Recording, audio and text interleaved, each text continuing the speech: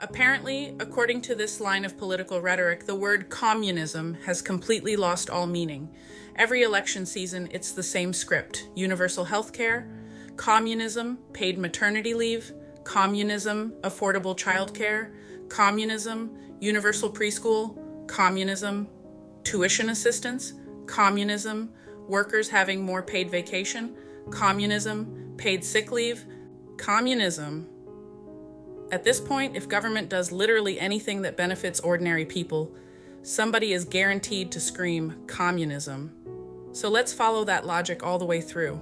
If universal healthcare makes a country communist, then I guess Canada is communist, the United Kingdom is communist, Ireland is communist, France is communist, Germany is communist, Belgium is communist, the Netherlands is communist, Luxembourg is communist, Switzerland is communist, Austria is communist, Italy is communist, Spain is communist, Portugal is communist, Norway is communist, Sweden is communist, Denmark is communist, Finland is communist, Iceland is communist, Australia is communist, New Zealand is communist, Japan is communist, South Korea is communist, Taiwan is communist.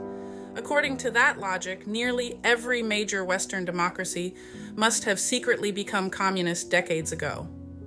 That's an incredible claim, because last time I checked, those countries still have elections. They still have private businesses. They still have banks. They still have billionaires. They still have stock exchanges. They still have entrepreneurs.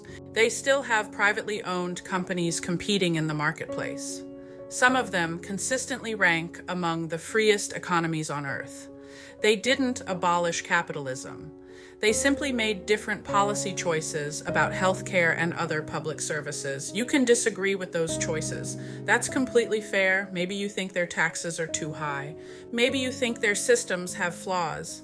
Every healthcare system does. But calling every country that guarantees healthcare communist doesn't magically make it true. It just turns one of the most important policy discussions into a bumper sticker. America has somehow convinced itself that discussing healthcare automatically means you're trying to overthrow capitalism. Meanwhile, our closest allies, countries we trade with, fight alongside, vacation and admire, and often rank highly in quality of life studies, have been providing universal healthcare for decades. Somehow, Germany didn't collapse. France didn't collapse. Norway didn't collapse. Sweden didn't collapse. Denmark didn't collapse. Australia didn't collapse. Canada didn't collapse. Japan didn't collapse. South Korea didn't collapse. They're still functioning democracies. They're still capitalist economies. They're still innovative. They're still producing world-class companies. So maybe, just maybe, the conversation shouldn't start and end with, "That's communism." Maybe we should actually ask better questions. Which system produces better outcomes? Which one leaves fewer families bankrupt after a medical emergency? Which one gives parents more security? Which one helps small businesses compete? Which one gives workers more freedom instead of tying health insurance to their jobs? Those are debates worth having. Because once every policy proposal gets shoved into the same ideological box and labeled communism, real discussion ends before it even begins. That's my opinion. If your definition of communism now includes most of America's democratic allies, then perhaps the definition has become so broad that it no longer helps us understand the world. It just shuts down the conversation.